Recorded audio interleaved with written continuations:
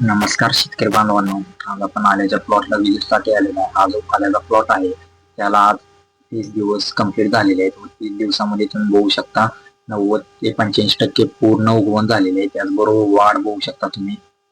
या प्लॉटची वाढ तशी एकदम व्यवस्थित झालेली आहे. त्या प्लॉटसाठी आपण 2 दिवसापूर्वी ट्रायकोडर्मा 1 लिटर 1 एकरासाठी व सुडोमोनास 1 लिटर 1 एकरासाठी हे 2 जैविक बुरशीनाशक आहेत, त्याचा आपण वापर केलेला आहे.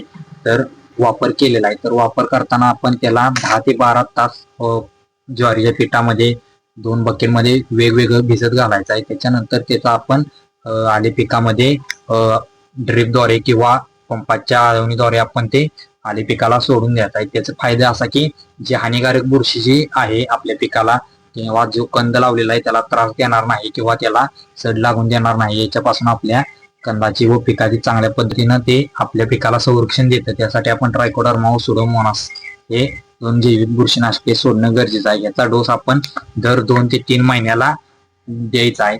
तर त्याला जे अन्न लागतं त्याच्यामध्ये आपण जो वॉटर सोल्युबल देणार आहे किंवा ड्रिप मधून काय खते सोडणार आहे त्याच्यासोबत आपण मक्याचे पीठ किंवा ज्वारीचे पीठ दिल्यास आपल्या बुरशीची व बॅक्टेरियाची चांगली वाढ होण्यासाठी मदत होईल.